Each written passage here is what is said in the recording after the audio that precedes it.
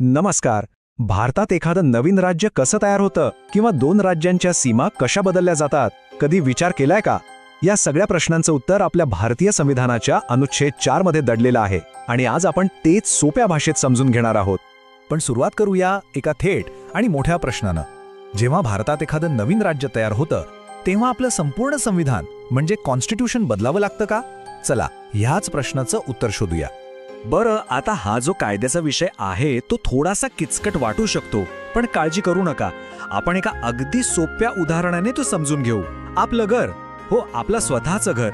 आता विचार करा, समजा आपण आपल्या घरात गरजेनुसार एक नवीन खोली बांधली. मग काय होतं? घराचा आतला नकाशा थोडा बदलतो, बरोबर? पण म्हणून आपलं पूर्ण घरच नवीन झालं असं म्हणता येईल का? नाही ना. घराचा पाया, त्याची मूळ रचना, ते सगळं जसंच्या तसं राहतं.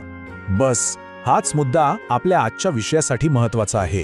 घरातल्या नकाशात झालेला बदल म्हणजे आपल्या संविधानाच्या भाषेत परिशिष्टात म्हणजेच शेड्यूलमध्ये झालेला बदल.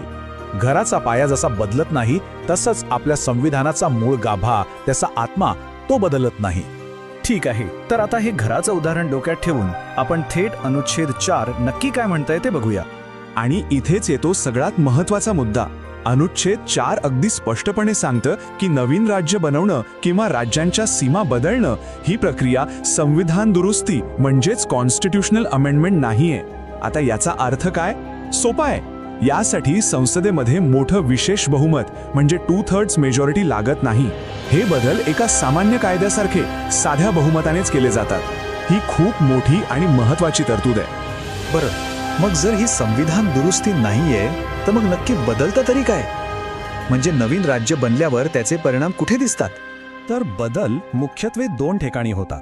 पहिलं म्हणजे संविधानाचं पहिलं परिशिष्ट म्हणजे फर्स्ट शेड्यूल. यात काय असतं तर आपल्या सगळ्या राज्यांची आणि केंद्रशासित प्रदेशांची एक यादी असते. नवीन राज्य आलं की साहजिकच ही यादी अपडेट करावी लागते.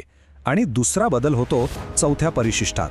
यात प्रत्येक राज्याला राज्यसभेत किती जागा मिळतील हे ठरवलेलं असतं. आता नवीन राज्य बनलं म्हणजे या जागांची वाटणी सुद्धा बदलावी लागेल, बरोबर? पण थांबा, आपल्या संविधान निर्मात्यांनी अशी सोय का करून ठेवली असेल? म्हणजे इतकी मोठी गोष्ट इतक्या साध्या बहुमताने का होऊ शकते? यामागे एक खूप मोठा आणि दूरगामी विचार आहे.